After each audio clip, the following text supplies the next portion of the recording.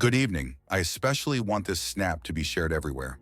I will tell this story from the depths of my heart, my personal story, so that everyone can benefit from it. Anyone who has lost hope, who does not know where to go or what to do, or feels that something is impossible, I want to give you my story from the beginning. Girls, I always wished for a house in my life, like any woman who feels that the house represents stability. So I married my first husband, the father of Weedan and Raykan. We bought a piece of land, and it was meant to be built after we returned from India. But praise be to Allah, in all situations, a divorce happened between us, and the house was never built nor lived in. Then I married a second husband. We were looking for an apartment to own. We searched, and finally found one that we were going to buy. But again, a divorce happened before I ever lived in it. Then I married my third husband, and the same story repeated. In all my married life, 3 husbands, I never lived in a house I owned. It was always rental. I always believed that the husband was the one who should buy the house. I wanted to live in a house and feel safe. I didn't want rent anymore.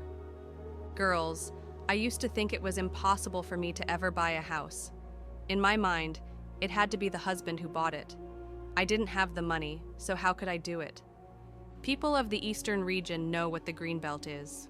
Large and beautiful houses and luxurious villas in a classy area. I used to pass by this area every day because of work, and every time I passed, I would say, "O Lord, build for me a house in paradise. O Lord, grant me a house. Build for me a house in paradise." At that time, I was divorced, with nothing, going through difficult circumstances. But I kept making this beautiful prayer, "O Lord, build for me a house in paradise. Grant me a house." I used to look at those houses and think, it is impossible for me to own something like this in this world. So I prayed for a house in paradise, and I kept repeating, "Grant me a house, O Allah." Girls, I used to be extremely consistent in seeking forgiveness. Not a single day passed without me saying nearly 10,000 times, "Astaghfirullah."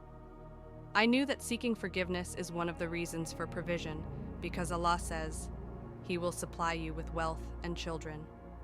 Even though my financial situation was simple, I always gave charity, even if it was just 2 riyals, 5 riyals, or 10 riyals.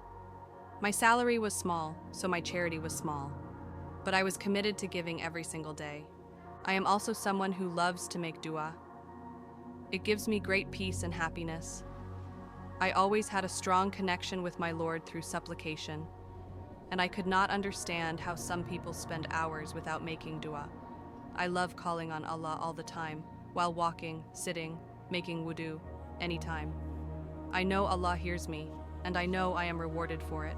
My constant dua was, "O Allah, grant me from where I know and from where I do not know, from where I expect and from where I do not expect." Then, glory be to Allah, the first million arrived in my bank account, from Allah first and then through your support. You made me known, you brought me ads and opportunities. I will never forget your support. It took almost 1 year to collect that first million. The very first thing I bought with it was this house. Never in my life did I imagine that I would own a house in my own name, not in a husband's name, but mine. Girls, the house I bought looks exactly like the ones we used to see in those advertisements for banks. The triangular-shaped houses with a man and a shema standing next to them, and the slogan, "Own the house of a lifetime." It is the same house I once looked at and admired when I had nothing. But when I entered the house, I had a feeling that this was not the final house. I told my children, "This is temporary. Our real house, I will build it." I had that dream and faith inside me, and Allah blessed me, and I'm not hiding anything, with 4 homes, all in my name. Some you know about, some you don't. Allah blessed me with a chalet in my name. He blessed me with 2 full floors in a tower in Georgia, all in my name. I also bought apartments in Saudi Arabia, all in my name. Even when I tried to register something in the names of Raykan or Wijdan, things would fail and end up being registered in my name. I don't know how. Every property ended up registered to me. So look at what happened from the dua. O Lord, build for me a house in paradise. O Lord, grant me a house. Look what daily charity of 1 or 2 reals did for me. Look what constant dua did. So girls, invest your time in worship, in seeking forgiveness, in dua, and in giving charity. Do good, help others, and invest in your own future.